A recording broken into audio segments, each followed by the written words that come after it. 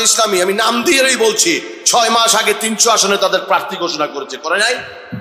তারা সেখানে প্রচারণা চালাচ্ছে, আবার অন্যদিকে বলছে আমরা পিআর পদ্ধতি চাই। হ্যাঁ, এক মুখে দুই কথা।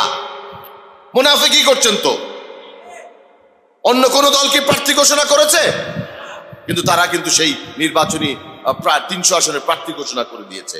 এই আইনি ভিত্তিটা চাইতে গিয়েই ষড়যন্ত্রের একটি জাল বোনা হচ্ছে, অনেক সুদূর প্রসারী, খুব মানে ওরা প্ল্যান্ড একটা ষড়যন্ত্র করা হচ্ছে সেইখানে। পরশুদিনও আমি সেখানে গিয়েছিলাম। সেখানে কোনো একটি দলের একজন আইনজীবী বললেন যে 106 যে অনুচ্ছেদে বর্তমান সরকার আছে সেটি নাকি ঠিক না, এবং যার ফলে তিনি এই সরকারের সাংবিধানিক যে বৈধতা সেটাকেও এক প্রকার চ্যালেঞ্জ করলেন। কিছু দাবি ছিল সংবিধান নতুন করে লেখার জন্য, একটি দলের পক্ষ থেকে এসছে। এই আন্দোলনটা কি নতুন সংবিধান লেখার জন্য হয়েছিল? আমি আপনাদের কাছে জানতে চাই।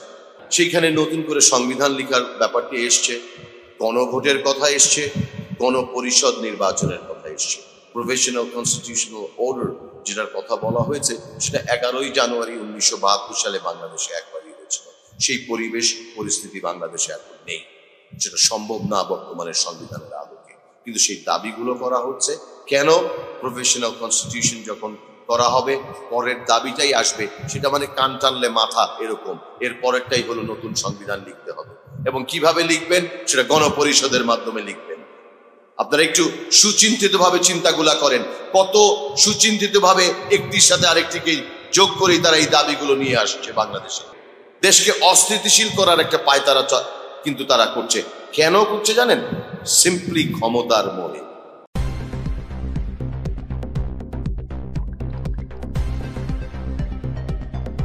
News Vision Digital Multimedia.